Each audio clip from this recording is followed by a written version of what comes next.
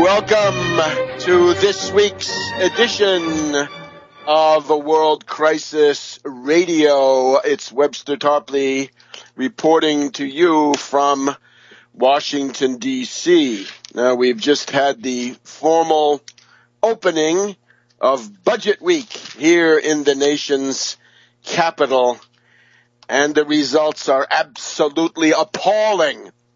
We've had the fascist Republican budget from the House of Representatives, and I say fascist with studied care. These are not gratuitous insults. These are scientific terms of description, taxonomy, classifications. Earlier in the week, we had the House of Representatives pass a budget monstrosity by 228 to 199. And then after that, we've just had the Senate pass a similar budget, not identical, but similar and converging in the same direction. That was done late on in the evening, late at night, actually, between Friday and between Thursday and Friday. So with the 26th to the 27th of March. There's only one way to put it. The Republicans who voted for these measures are fascists, and they are savages. Maybe we can call them fascist savages. Their budgets are no budgets. They are manifestos of murder. They are, in a very real sense, a ticket to a civil war, to the breakdown of civilization as we've known it. This is class war by the tools and minions of the Koch brothers. And the scoring on this budget, if the Congressional Budget Office, CBO, is going to come and do scoring, they better do the scoring in Megadeaths. You will recall the ingenious movie Dr. Strangelove by Stanley Kubrick and a great cast in 1964, right after the Cuban Missile Crisis, when people were thinking about this. And you remember that famous scene in the war room of the Pentagon where General Buck Turgidson of the Air Force, who is an advocate of preemptive nuclear war, has a notebook in his lap, or a loose leaf book, that says world targets in megadeaths. And I would suspect that from now on you're going to have Republican congressional aides and indeed senators and congressmen come forward carrying similar loose leaf notebooks. Budget parameters in megadeaths. It is the only way to put it. We've been studying the bloody butcher's bill of the Republican hegemony here for the last several weeks. You remember it's 17,000 dead or dying as a result of the refusal of 36 reactionary Republican states to even provide this minimal Obamacare, right? A token plan, but at least something.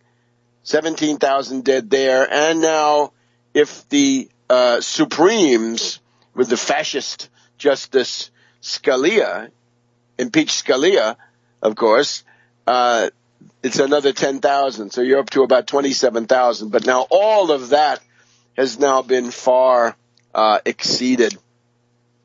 Here's what we look at now. With some of this we reported last week, but let's give it a summation here.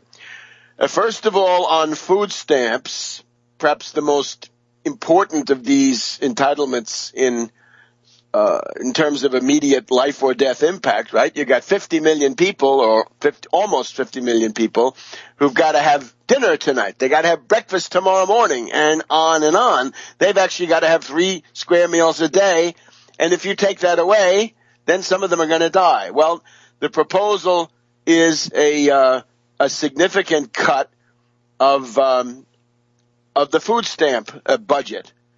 At the same time, in addition to savage cuts in food stamps, and I'm not able to provide numbers on this because in many cases the numbers are not provided. You've sort of got to figure them out Remember, this is the authorization phase of the budget, right? It's not actually appropriating money. It's establishing the parameters, right? The general magnitudes into which the appropriations bills must flirt, right? Peculiarity of the U.S. system.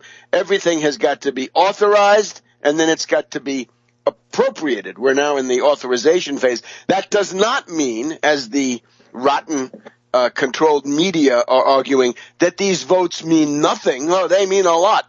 They mean a great deal.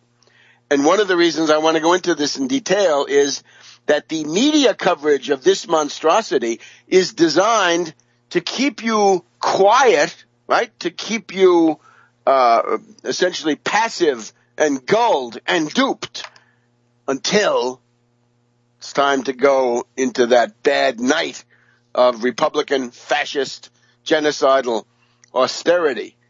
The media is covering up the descent into fascism, be it the union-busting laws in Wisconsin or in Indiana or in Michigan and similar nefarious activities. So food stamps cut at the federal level, and then it will be essentially farmed out to the states in the form of block grants.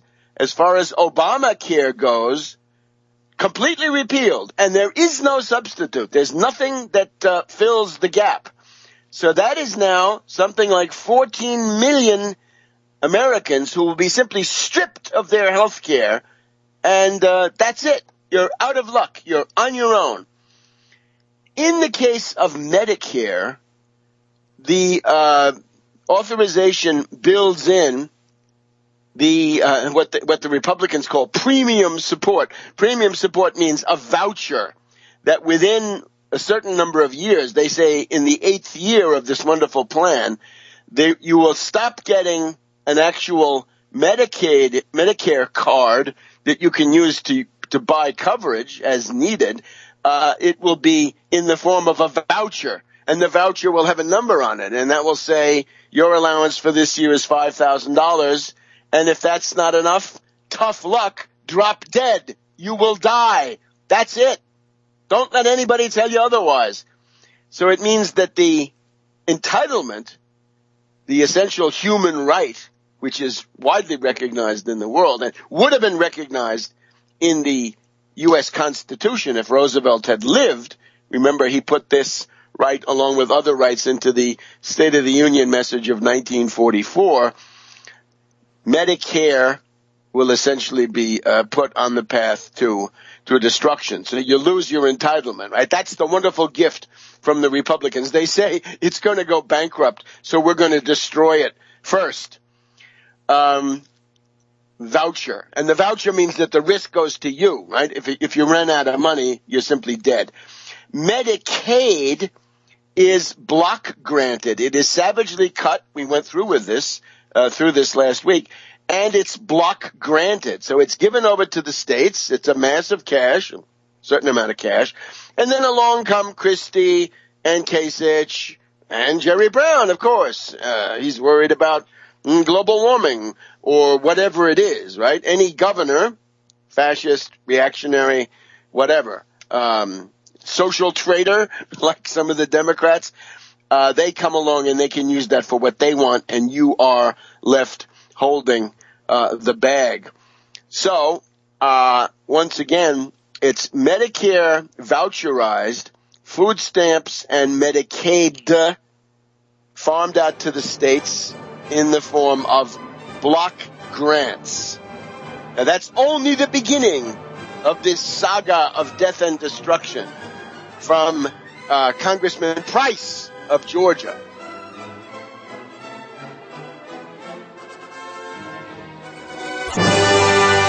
Welcome back to World Crisis Radio. It's the program we're recording here on the 27th of March.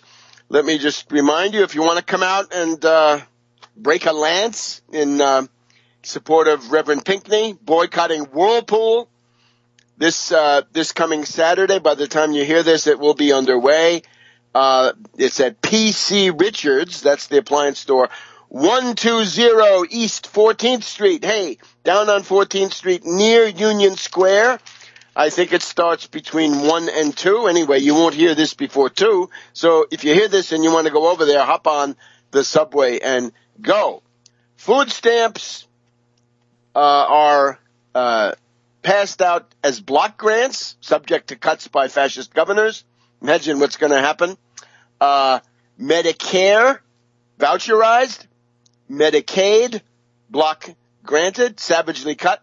That undoubtedly includes S-CHIP, right? The child health insurance program that's built into that. Why do this? The Republicans, in their ideological insanity and full fury, believe in the balanced budget. And they say, well, there's a danger in the future that we're going to have some kind of a problem with the budget. So what we've got to do is absorb every possible negative consequence today. Massive disinvestment in education, health, the middle class, and everything else, right? The question is often, are they on the Chinese payroll? Are these Republicans getting money from Beijing to destroy the United States and deliver total world domination to the Chinese? Well, if they were, and some of them, I believe some of them are, and we don't know because of Scalia over there and Citizens United, we just don't know. But this is exactly what they would be doing. Now, their goal is to reach balance. They'll never do it. We've explained why. It just won't work that way. The more you cut, the bigger the deficit will be because the overall level of economic activity will decline, dependent as it is from on government spending in a depression, which is where we are. They say they want to cut $5.5 trillion out of the federal budget over a period of 9 years.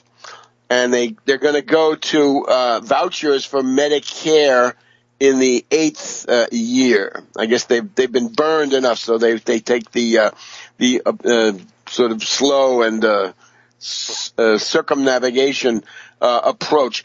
The caps, the sequester caps, the limits on the various categories of spending stay in place. Yes, they keep them. The Satan sandwich of August 2011, Obama's absolute folly, but he accepted it. He actually proposed it under duress, right, with a gun in his back, trying to avoid default and breakdown crisis. So the caps stay. In order, however, to increase military spending, despite keeping the caps, these clever Republicans have come up with a $40 billion war account that's not subject to sequestration. So that can come in there. Now, they claim to get to balance at the end of the process. The cuts, the Republicans claim that they're cutting $5.5 trillion over the decade, $550 billion a year, $500 billion plus per year. The Congressional Budget Office says the House actually cuts $5.3 trillion and the Senate cuts $4.9 trillion. Now, of course, the Washington Post and the other austerity ghoul news organs are saying, yes, but we've got to increase taxes and, above all, cut entitlements. That's what they want. The Republicans say that this budget of theirs is best taken together with a simplified tax code. Let's make it simple. Let's simply lower the top rate on the fat cats, the predators, the hedge fund hyenas, and so forth. Just lower that top rate. No problem. Now, in the Senate, it was 52 to 46. A couple of very important points. The earned income tax credit and the child tax credit disappear. They're gone as of October 1st of this year, because we're talking about the FY fiscal year 2016 budget. Earned income tax credit and child tax credit are for the poor, for lower income groups, right? It's a way to get a little bit of money back based on working but being poor, or having a child and being poor. This means the combination is that 16 million Americans, 16 million, will either go into poverty or they'll be pushed into poverty. Of this group, 8 million are children. 8 million children go into poverty because of the lack of the earned income tax credit and or the child tax credit. But of course, it's all in a good cause. What's the cause? To repeal the estate tax. Repeal it. The oligarch tax. The plutocrat tax, what they call the death tax. It's Franklin D. Roosevelt's attempt to claw back some of the ill-gotten gains from the predators and parasites of the financial ruling class of the 1930s. Well, now it's going to disappear. Now, exactly who is this? In order to be subject to the federal real estate tax at the present time, you have to be at an estate of $5.5 million per couple. This applies to about 3,700 estates per year. So look at that trade-off. 8 million kids, 16 million total Americans go into poverty, or deeper if they're in it already, so that these 3,700 parasites, fat cats, and predators can project their money down to their imbecilic offspring. The Export-Import Bank, we're not sure, but it looks bad. Remember Jim Jordan, Republican of Ohio, and his kamikaze caucus, calling it the Freedom Caucus, they're trying to wipe this out. How about this? Cutting Pell grants. This is now 9 million poor students. About 2/3 of all black students get these Pell grants. Half of all Latino students get these Pell grants. It's a grant of about $5,775 per year, and it costs $34 billion to keep these 9 million kids in college. This is something that Obama actually doubled. This is one of the unsung minor good deeds of Obama, but now they want to cut it. And it's not exactly clear how, but the answer is savagely. By the way, when they cut food stamps, they're also cutting Head Start, breakfast for kids, and WIC. See you in a minute. All right, we've been looking at the monstrosities of the Republican budget. Let's get some more. They want to privatize the air traffic controllers. Can you believe that? They want to downsize the Federal Aeronautics Administration and privatize the air traffic controllers. And the issue is something called Next Gen. It's a $40 billion investment. Some of it is borne by the airlines, but somehow it's for this guy John Micah, Republican of Florida, reactionary.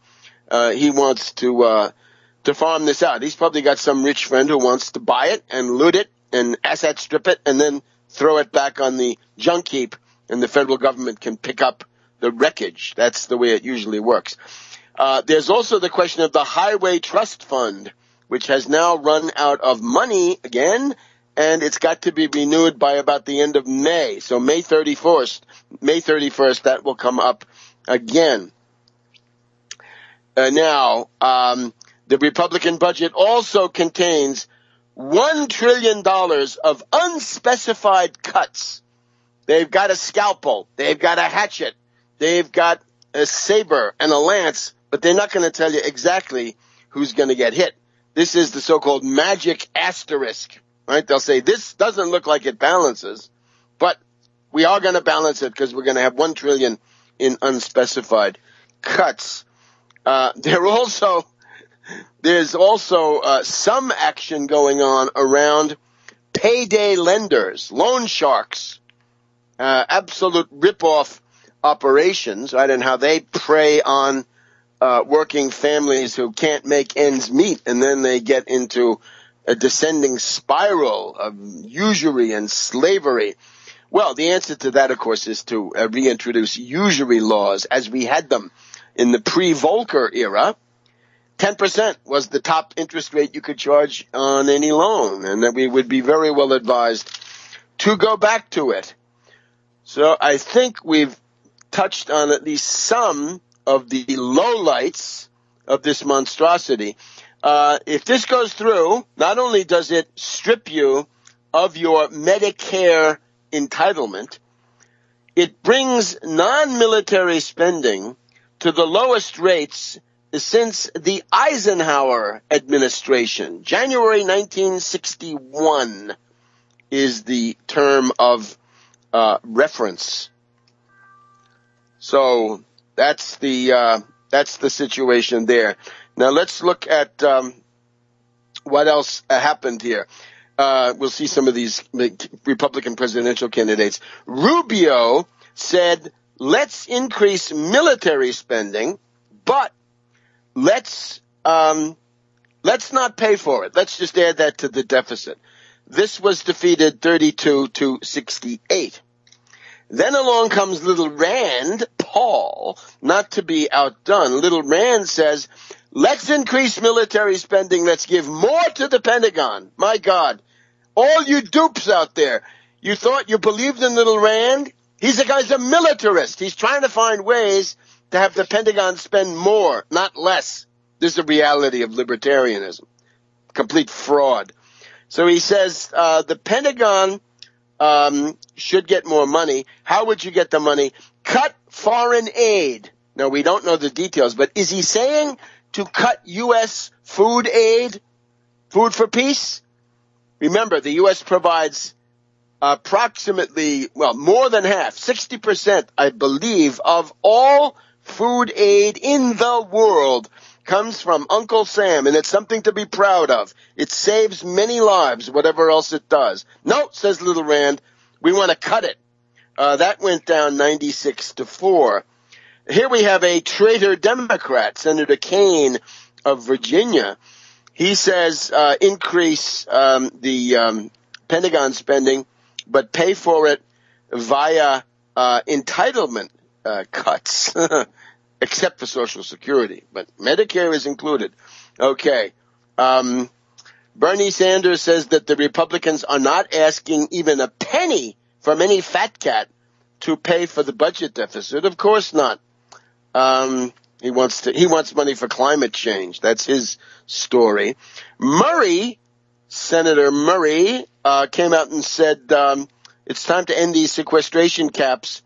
And that was rejected on a party line, vote. We have to remember that the Murray-Ryan compromise, of 2014 and 2015 is now expired. So we're going into another sickening downturn of austerity. So, what you notice is that the media are trying to hide how shocking, how fascist, how barbaric, how savage these cuts are. It's unbelievable. You know, has there been a fascist invasion overnight? Has some horrendous, foreign power taken over the United States? This is the question. Now, the New York Times article says, don't worry, it doesn't matter. Just doesn't matter. NPR, pretty much the same story. Nothing to worry about. Oh, they're just popping off, just a little ideology here in the springtime, and so forth, right? So, that's absolute baloney. You're seeing the fascistization of the society, and the media are lulling you into a Pollyanna dream that there's nothing to worry about. And indeed, there's plenty to worry about. The general idea, as I said, is $550 billion cut every year. 2/3 of it, and this is from an interesting, there's some documentation here. The Center on Budget and Policy Priorities shows you that 2/3 of the cuts come from low-income programs. Medicaid, any kind of health, including Medicare, S-chip. SNAP, food stamps, and Pell grants. So they're all being cut. And then the problem, of course, is if you're going to raise military spending, then you've got to do more cutting and therefore more killing. So this is now our situation. So I urge everybody, you have got to scream bloody murder about this. You have got to call people's attention to it. Don't believe the New York Times. Don't believe National Public Radio. Don't believe the media in general that are telling you, well, it's just authorization. It's not really appropriation. And a lot of it is in the future. So all disinvestment. And, of course, as anybody can point out, if you look at what you ought to be doing to develop a labor force, to try to get a certain degree of upward social mobility restored, if you want to compete with China, you'd be doing the opposite of all these things. And again, it's like saying the rich are not rich enough. The privileges of the rich have been sadly neglected. We need another round of privileges. And just think about this idea that the estate tax is repealed for fat cats and the earned income tax credit and the child tax credit, some of the most successful programs in a very limited sense, of course, but those are the ones. There's also, let me not forget, if you want to get a Pell Grant and go to college, and that's the future for everybody, they're going to make it harder to get. In other words, you're going to have to be more needy, because the Republican ideologues are out there saying, well, of course, these Pell Grants are now going into the hands of the rather well-off middle class, and we don't want that to happen. Now,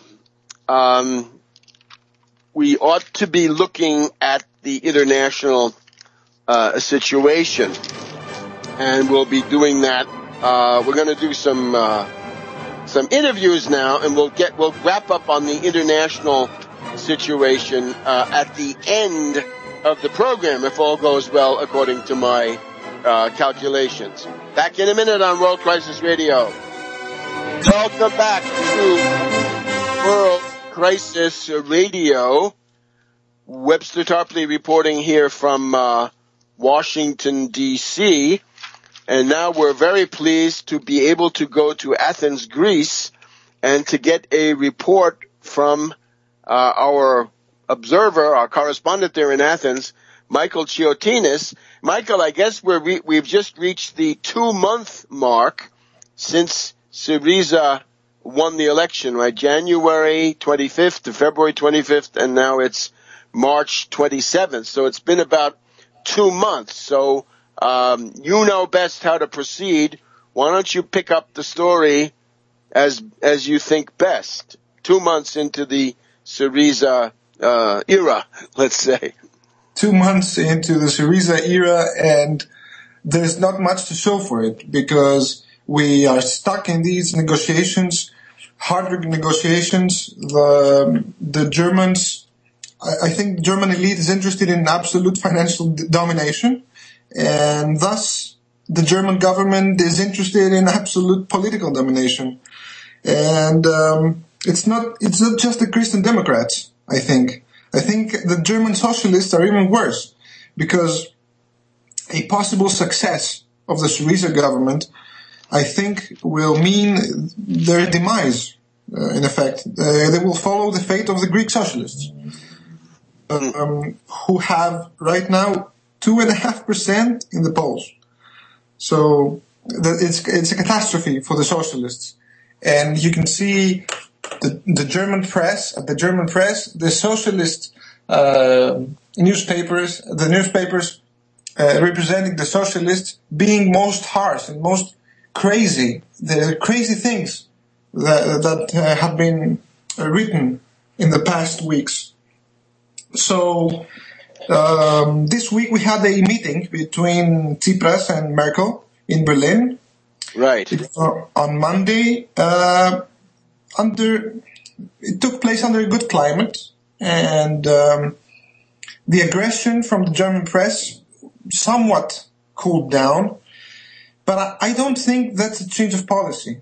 I think that they are trying a different approach and are being most harsh in the behind the curtain negotiations. And they are always trying to play with the carrot and stick, having blackmail and then having the press announce rumors about the finance minister going to resigning and all those sort of things that have no basis in reality.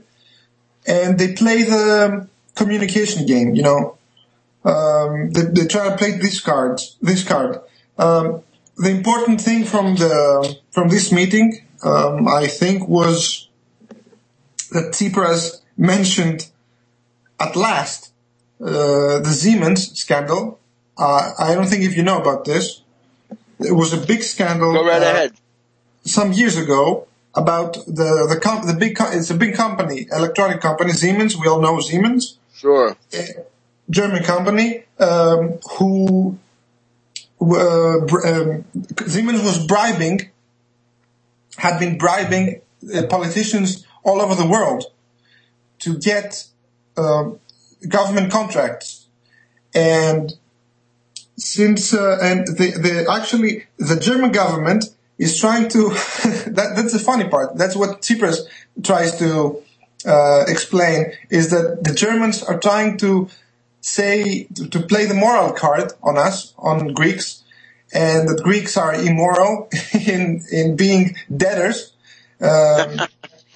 But the Germans are the ones that are harboring a certain Mr. Christoforakos. He was the head of Siemens Greece, and he fled the country. He got on a flight to Berlin before he could be arrested, because he was the middleman in the bribes given to Greek politicians, and he knows who are the Greek politicians who took bribes. And he had never been questioned by Greek justice because the Germans are protecting him. And all of a sudden, we have a prime minister who goes in Berlin and says in a public interview, we need your help in the Siemens scandal. We need to know. You talk about corruption in Greece. Okay, give us this man so he can tell us who Siemens bribed, in effect. And the second thing is he talked about these old issues of World War II, the mandatory loan, the German reparations. Germany never paid a single euro, a single mark towards the damage they did to Greece. And no Greek government has ever pushed this issue enough. But since we are being attacked on a moral basis, why not raise the issue or give them the opportunity to maybe cancel write off some of the debt by writing off this debt? It sounds like it makes sense, doesn't it? Not a bad idea at all. Give them the opportunity to sell a haircut to your voters, okay? Because you also have a debt towards Greece and would never been repaid, and it's several hundred billions maybe if we talk about reparations, but just the mandatory loan, the mandatory occupation loan taken by occupiers during the occupation of Greece, German occupation in World War II, is several tenths of billions. So it's something, at least. And now, certainly, Michael, if you have to think about the German culture, right, and the almost theological approach to debts and such things, right? Remember, this is the country that invented Protestantism to some degree in 500 years ago with Luther. And the other thing is the big influence, even worse than Luther in some ways, is of course Calvinism. And people forget that the royal house of Germany was the Hohenzollerns, and they were Calvinist, right? Not even Lutheran. That would be bad enough. So it's completely loaded with these overtones. And I think we also ought to remember that the beneficiary of the looting of Greece then and now was people like the Deutsche Bank, right? By people like Thyssen, Flick, Abs, Krupp, right? These infamous names of people who were like industrialists and financiers, but mainly thinking like financiers. And there it is, right? And Merkel is very much a creature of the Deutsche Bank. This guy, Josef Ackermann, that's the Svengali that put her into power. Absolutely, absolutely. And I think that there are lots of misconceptions in the public mind, in the US as well as in Europe. And maybe we could do this in another show, address those misconceptions. The cultural part. The cultural part. Yeah. Because, and the whole history of this crisis, because the average listener may not be able to follow our updates if we don't repeat some of the basics again and again, I think. And a simple fact that I can give right now, because our time is short, is that 96% of all loans given to Greece in the past 5 years, 96% of the loans were given to European banks. Were given back to repaying loans, other loans. To the Greek branches of Deutsche Bank, Societe Generale, and Barclays and so forth, right? And those banks got it. Banks. There we go. All right, Michael, hang in there now. Remember, conditions can change. Suppose we get, a general financial crisis would reshuffle the deck. So we'll look forward to it. See you next week. See you next week. Welcome back to World Crisis Radio. This is Webster Tarpley speaking from Washington, D.C. Now, this is a great occasion. We're absolutely delighted with the guest who's now coming up. We want you to support the efforts of the guy we're going to be talking to. As you may know, there's going to be a general election in the United Kingdom. It's going to be held on the 7th of May, 2015. It's going to be the 56th Parliament, right? We're talking about the mother of parliaments in Westminster, a model in some ways for the entire world. And now the man you're going to hear from is going to make it more so. So we are absolutely honored to introduce Stuart Hooper, actually Stuart J. Hooper, and he is a graduate student at the City University of London, England, United Kingdom. He is studying for a master's degree in international politics, and he is quite an authority in that.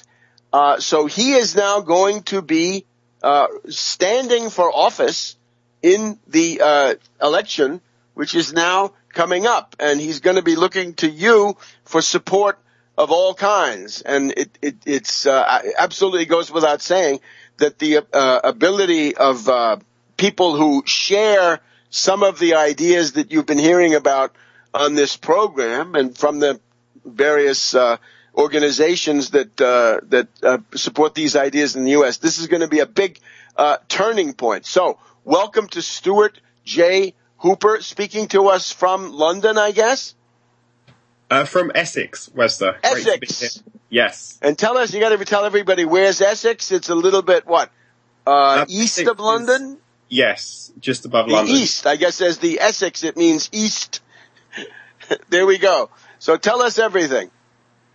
Yes, so I am looking to look for an emergency ballot fundraiser right now. So I need to raise £500 basically in under 2 weeks to be able to even get on the ballot in the first place.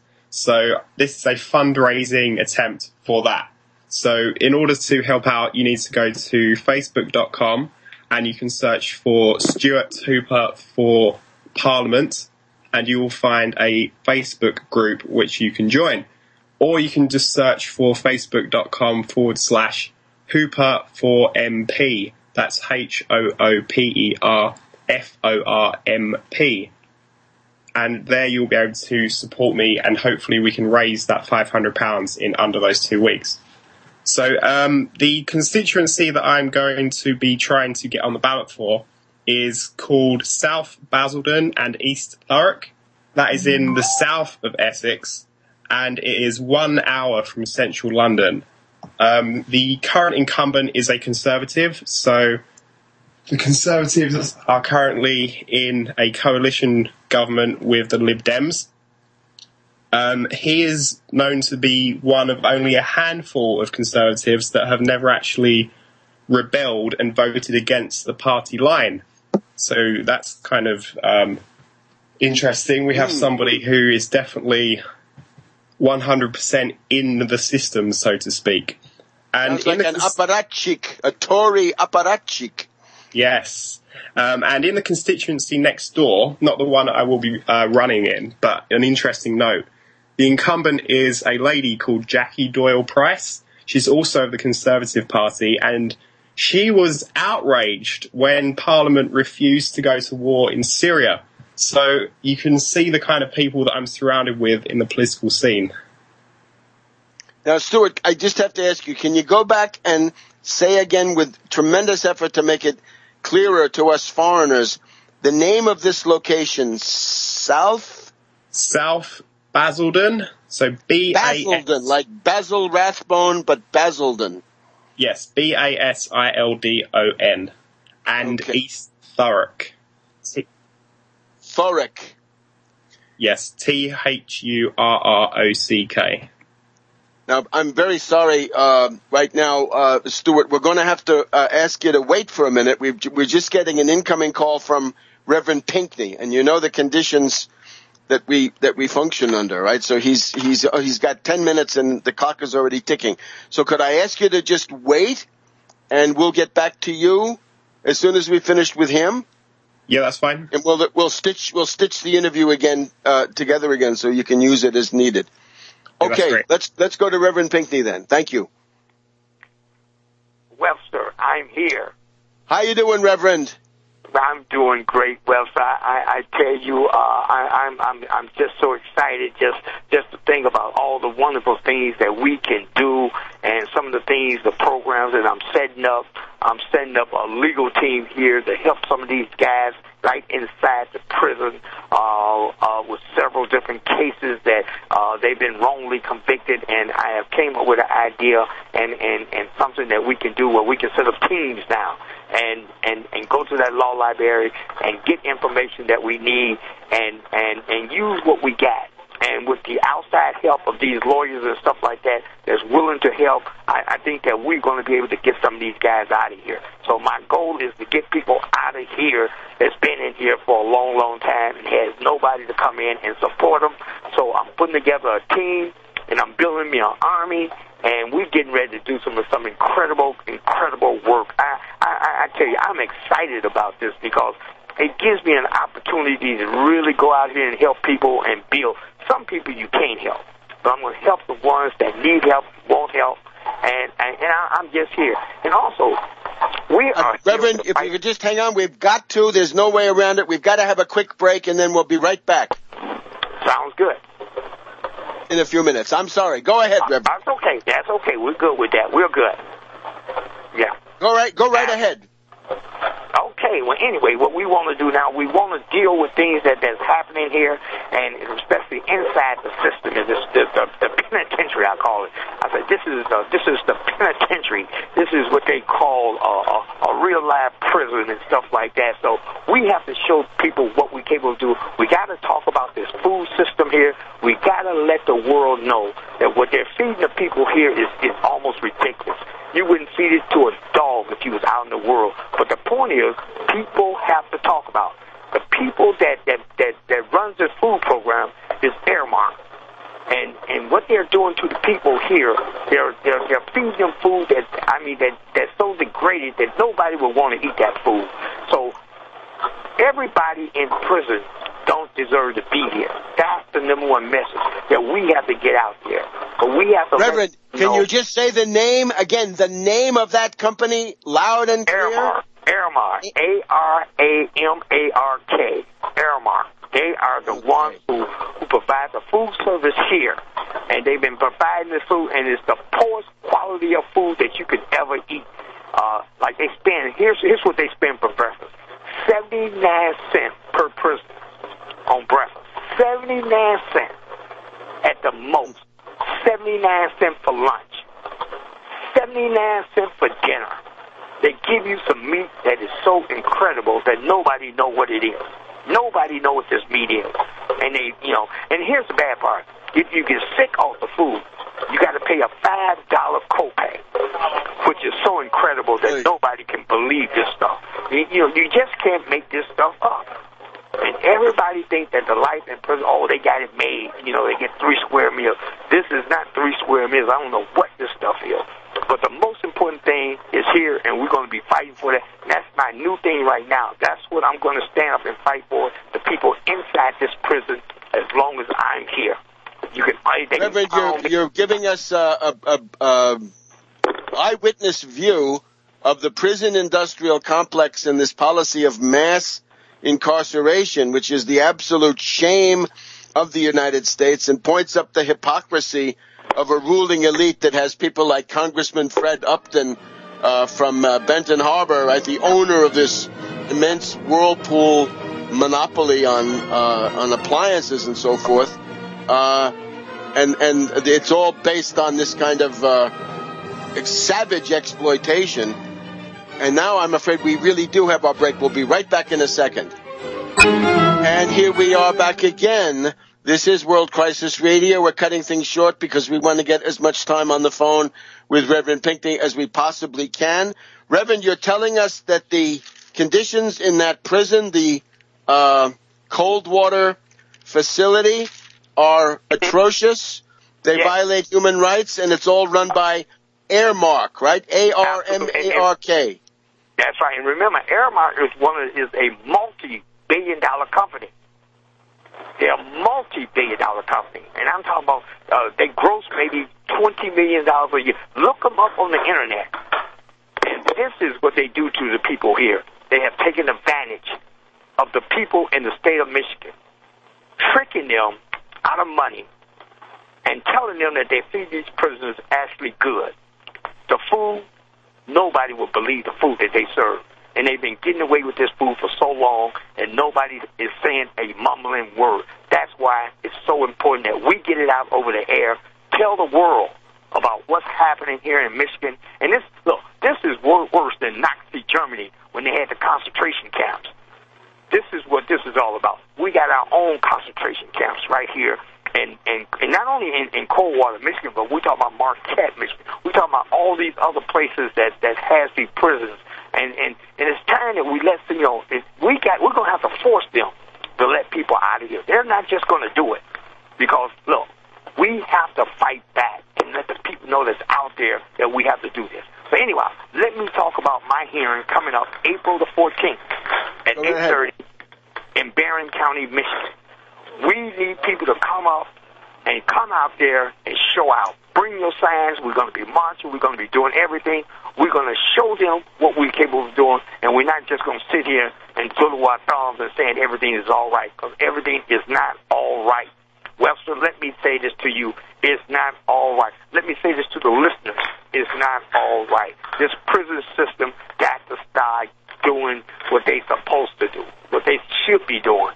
And they're not going to do it unless we're able to force them. So that's what it's all about, Webster. And also, those of you who out there who want to learn more, go to bhbanco.org. That's bhbanco.org. And you'll get more information.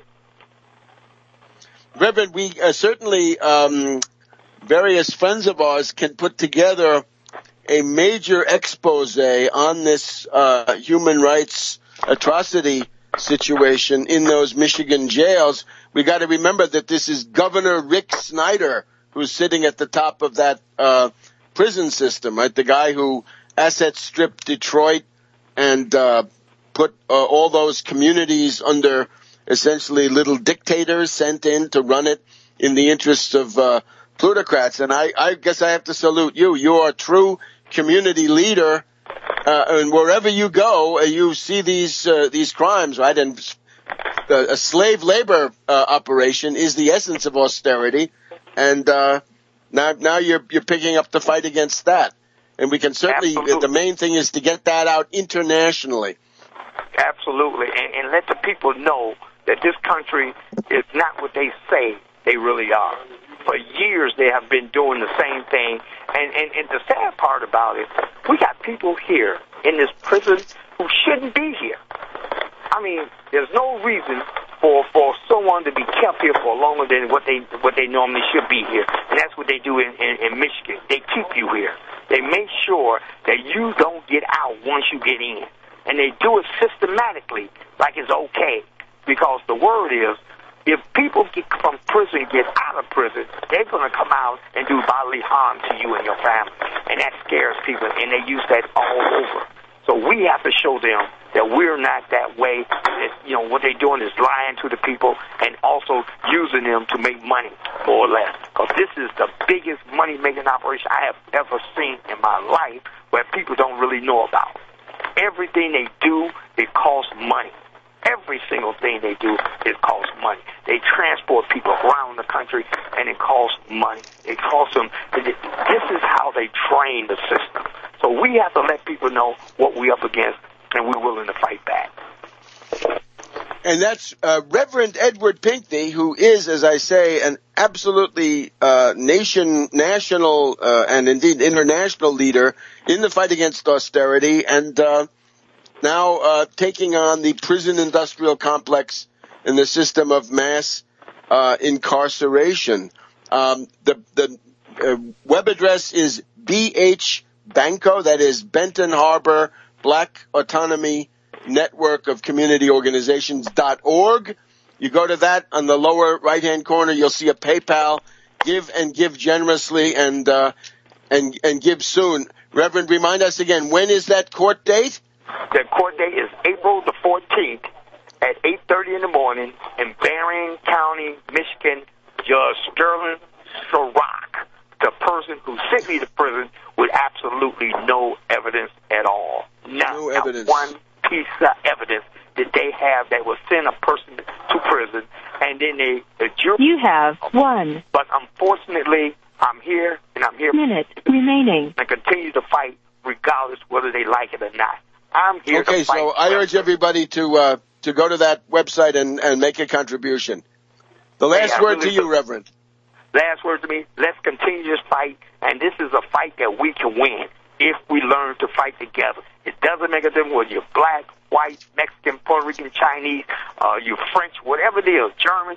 We can stand together and fight and win this battle, because it's us against them, and we can win. Okay, Reverend. And we hope that the conditions get a little bit better, at least for you right there where you are. And remember that the ACLU also agrees with the idea that a big injustice was done to Reverend Pinkney in their, as they say in their amicus curiae brief. Thank you very much, Reverend. Thank you. Thank you so much. Okay, and I think that's the timer. Now, changing gears a little bit and asking the control room how we should proceed. In that case, let me just wrap it up. So once again, let's make that fundraising appeal. Benton Harbor Banco, Benton Harbor, BH, BANCO, that's Black Autonomy Network of Community Organizations.org. The PayPal is located there. That's on the whole the best way. If you want to mail in a contribution, then go to that website and you'll find a mailing address in Benton Harbor, Michigan. This goes only for issues connected to Reverend Pinkney, his legal defense, and also other expenditures that come up. And once again, on the 14th of April, we will have the next hearing in this. And if you're anywhere near Benton Harbor, or in this case, St. Joseph, it's in St. Joseph, the county seat of Berrien County, then please stop by and stand up for freedom and due process and legality here in the United States. And we'll be back with you in just a minute. Welcome back to World Crisis Radio. Webster Tarpley here in Washington, D.C. It's the afternoon of Friday, March 27th. And we once again are honored to be talking here today with Stuart J. Hooper. He's a candidate for the British Parliament in Westminster, and he's a graduate student at the City University in London, preparing a master's degree in international politics, and he's standing for the seat in South Basildon,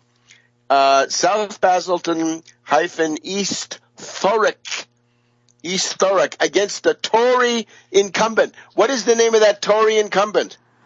Stephen Metcalfe. Stephen Metcalfe. Okay.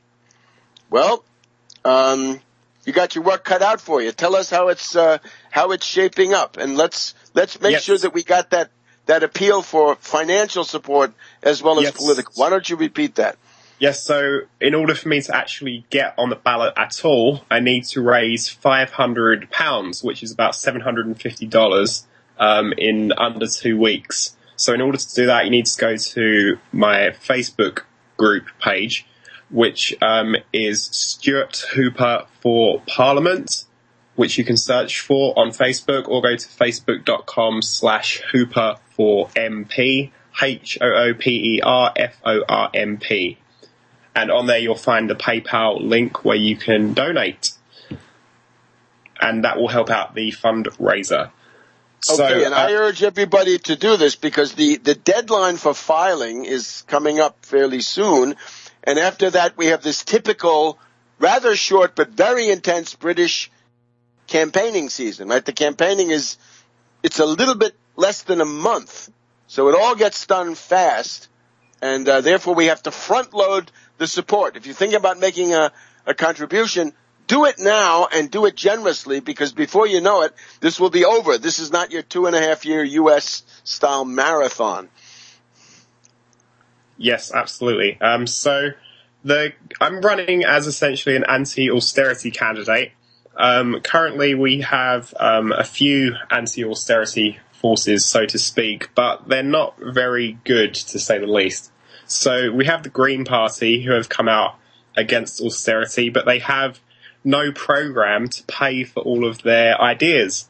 And that left their party leader in a situation where she was in what has been called the worst party leader interview of all time, because she couldn't figure out any way to explain how she was going to pay for her ideas. And then we have Russell Brand. Now, the interesting thing about him is that he actually comes from a town that is 10 minutes down the road from me. But I am qualitatively different to Russell Brand. He is some kind of ultra-left radical. He's interested in wealth redistribution and spiritualism. I mean, that's just completely untenable. He has no program at all and seems to be concerning himself mainly with promoting his book and his YouTube news show than actually doing anything to truly change the current situation. And pardon me if I understand correctly, right? Russell Brand is also somebody who's very good friends. He's actually supported by the bankers of the City of London, or at least some ultra-left finance predators that hang out there. Yes, so nobody that you really want to be looking to for political leadership. So my platform is essentially looking for a general end to austerity in the UK, which is a program of political ideology that has failed throughout not only the UK but also Europe. Look at Greece and Spain, great examples of where it has completely failed and led to the rise of anti-austerity candidates there, and even anti-austerity party winning the election in Greece with Syriza. The cuts only really target the working class, and the city banks that essentially caused the crisis have been left untouched. So one of the main things that I would be looking to promote would be a strengthened NHS, a National Health Service that we have over here. Is currently being subject to cuts to all kinds of cancer drugs, which is leaving people without their life-saving medication. And there's also a program to try and privatise the NHS as well. Right. Along with that, we need free university education in this country. Germany managed to pull that off just last year. Under the current government, university fees were tripled, which has led to my town, Corringham in Essex, and the school I went to has the highest rate in my area for the amount of students that could go to university but do not actually go. And I'm assuming that is simply because of these out-of-control fees. They really are putting a lot of people off. And okay. Now let me ask you, these are wonderful ideas. Let me ask you that pesky question. How would you pay for this? Yes, well, that's where I hope to differ from the Green parties and the Russell Brands of the world. So we'd be looking to institute a financial transaction tax on the City of London's banks of 1%. So that would be a tax on financial organisations, not individuals. So it's not a wealth tax of any kind. And it's just a way for these banks to pay their fair share. And the idea of that would also be able to end what has been called workfare. So you have to work to be able to get your welfare benefits, which is a completely ridiculous system. Because if there is a place for somebody to go and work, surely there must be a position where they can be paid to do so by a company, not just for their welfare check. It's just a ridiculous system. And we also have benefit sanctions going on right now in regards to welfare. That has just led to suicides, 60 of which are being investigated by the Department of Work and Pensions, but I've seen estimates of up to 1,000 people that have committed suicide due to austerity measures like benefit sanctions. And they amount to a tax on the unemployed, disabled, the sick, and others, so the most vulnerable people in our society. Stuart, I understand that the essence of the Cameron campaign, that is to say the Conservative or Tory Prime Minister and his party, is to say, you've never had it so good, our economy is wonderful, and therefore you should reward me with another term as Prime Minister. Does that about sum it up? Yeah, for some reason, yeah. He believes that the economy is improving, but I just saw a stat today that said that homelessness in London has risen 79% since 2010, and that was when the current government came in. So that's something that really needs to be addressed. And I think some good ways to start addressing all these problems as well would be to reintroduce financial regulations. The LIBOR scandal exposed a good reason why that would be a good thing to do. And also, earlier this year, we've had the HSBC scandal where they have been assisting all kinds of nasty characters in avoiding tax. So that would be one good route to take. I'd also like to see a minimum wage that is a living wage. We could take back control of the bank movement and also reindustrialise. That would be a great way to create a lot of jobs. And obviously we do that. Okay. I'm afraid the music is telling us that our time is up. Stuart Hooper, running for the House of Commons in Britain. Come back next week. We want you here every week until the election. Okay? Welcome back to World Crisis Radio.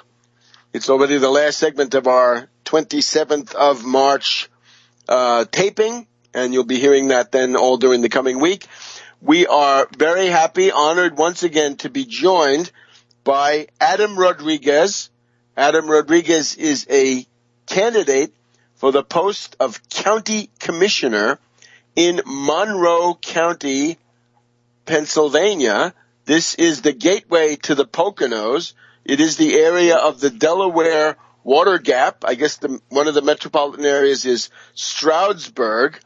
And we want to get ahead of Adam if we can and invite you to visit his website. It is Adam for Commissioner, ADAM, and then the Arabic number 4, if I'm right, commissioner.com.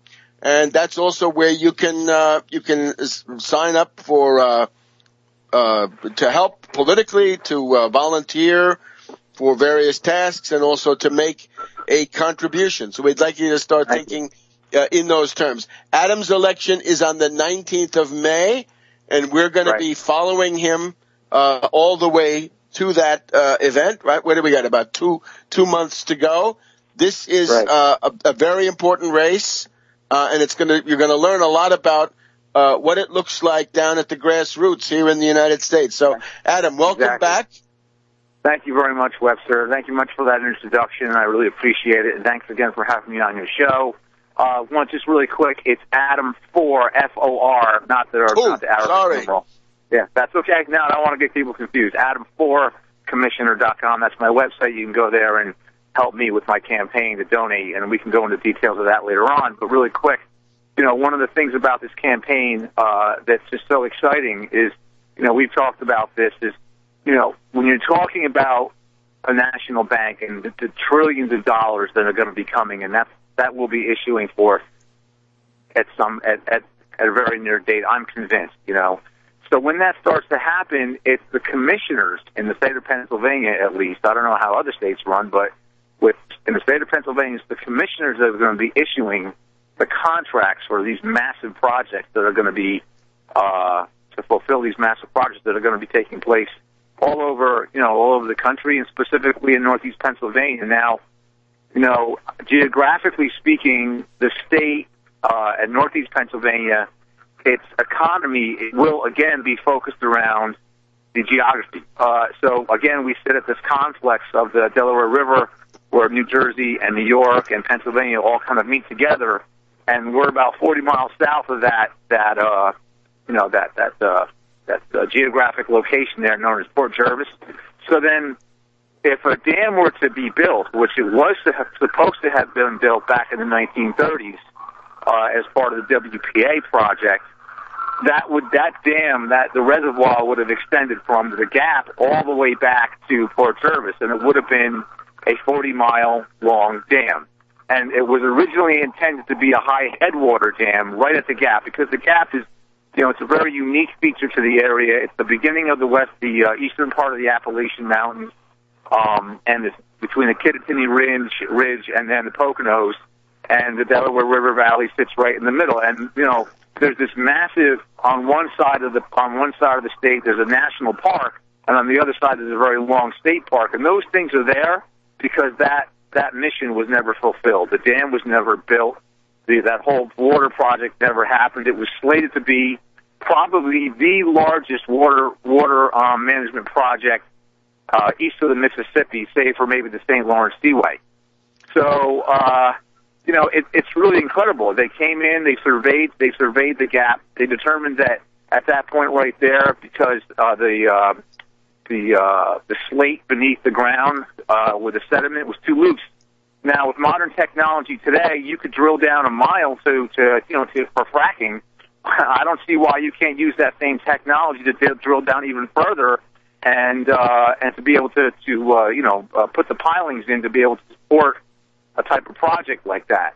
Now, this is the kind of thinking, the big picture thinking, that a lot of politicians, especially at the grassroots and the municipal level, they just don't have that. They don't think that way, and that's unfortunate, because these are the kind of things that are going to take that entire region and transform it beyond people's wildest imaginations, while at the same time still being able to preserve the natural beauty and the things that make the Pocono region so attractive in terms of tourism right now. Because we have to transition. We just can't move, so quickly into an economy where we're just taking advantage of the land and not even really thinking it through and not replenishing it. So those things can be negotiated and they can happen, but you have to have these great projects in mind. Now, rail, specifically high-speed and maglev rail, the only way to traverse the gap at high speeds in excess of, say, 90 to 100 miles an hour. I've spoken to engineers about this.